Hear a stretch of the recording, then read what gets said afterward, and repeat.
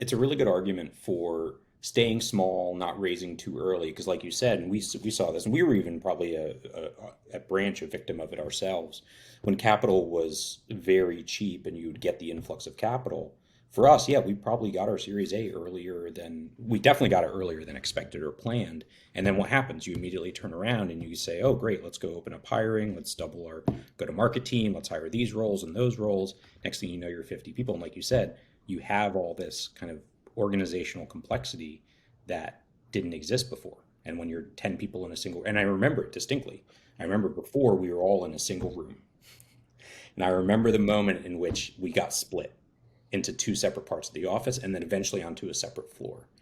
And that is just kind of like a physical manifestation of the broader problem, which was, yeah, we had to spend a lot more time dealing with people issues, dealing with structures, dealing with all sorts of processes. And I think the what people forget is, and I'm a big believer in this, that with each additional person, it's not the complexity and potential causes of or points of friction is not linear. It goes up exponentially. So if you double your team from 10 to 20, it's not like you have twice as many problems.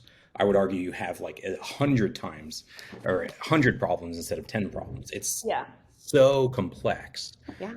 And that just gets worse and worse as you cross, like you said, you cross 100, you cross 200, you cross 500.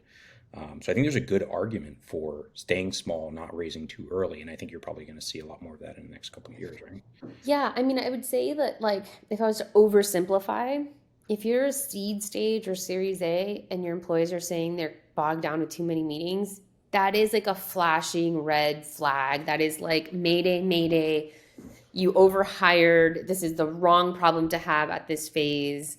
Like, cool your jets, no more hiring, absorb the growth you have, figure out how to streamline. You have the wrong org structure, you have the wrong set of priorities. Like, if you notice that everyone's in meetings 4 to 5 hours a day and you're a seed Series A, stop hiring and rethink everything. That is like not okay.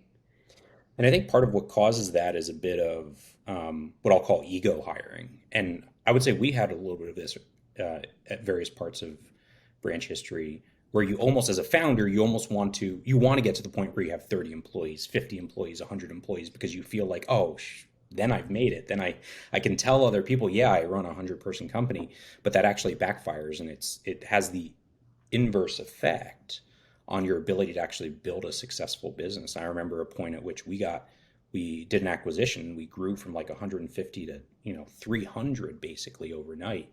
And at first, I was like, "This is amazing! Look how big of a company we are." And then it's like, "Oh my God, how much I'm bogged down with Yeah. unnecessary stuff." Here's what worries me. And I think, I'd love to brainstorm how do we get around this, but what worries me is we've, in the last 4 to 6 years, have developed this culture where it's, oh, we're so bogged down. Like, we have more work than we're able to process. We have so many opportunities. We have to move really, really fast. We need these people. We need these people so we can get more done.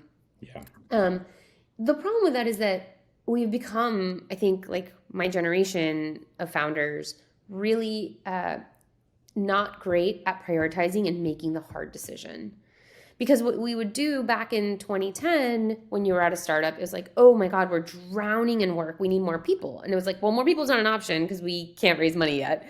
And so it was like, well, what are we going to not do? And what are we going to do? And we would duke it out in these meetings. I mean, like the pros and cons, it would get so heated and so bad. I'm like, I don't feel heard. And like, this is critical. If we don't do this, the company's over.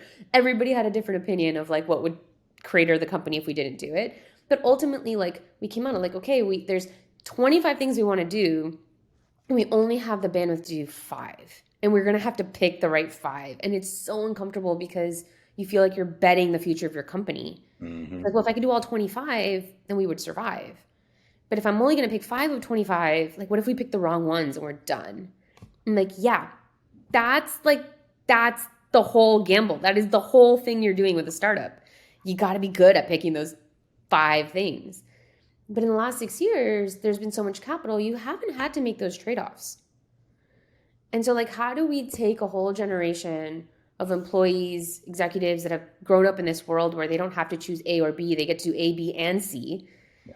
And these are people that are going to go start companies. Like, how do we reframe what it takes right? To be like, you are going to take a lot of risk. You are going to make hard decisions all the time, and you're going to make trade-offs every day that you have not used to making. Like, how do we do that? I think that's so spot on. And we saw it over the last 9 years. And I think the next couple years is going to be a big learning and a big teaching moment for a lot of people, whether they be executives, whether they be people that start companies.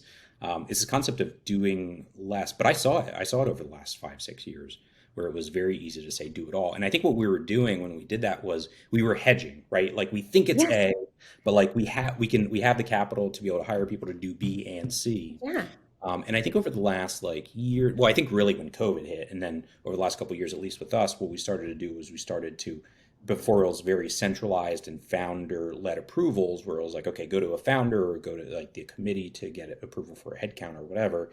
And we tried to start building budgets and constraints for people, and those constraints were incredibly important. Those constraints were what helped people understand, oh, there's trade-offs. It's not just like this infinite funnel of money, but instead I have to make this hard decision. And by being able to give people, okay, here's your budget, and they say, oh, but I want to hire this extra person. I'm like, okay, but you don't have the budget for it. So is that person going to be more important than, or that role going to be more important than this other role headcount you have allocated?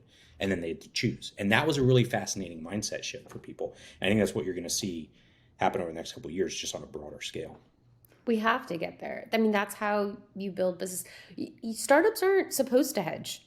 There is no hedge. You're supposed to take the leap. It sucks. It's super uncomfortable, but like that's kind of what it is. That's why the asset class has such upside.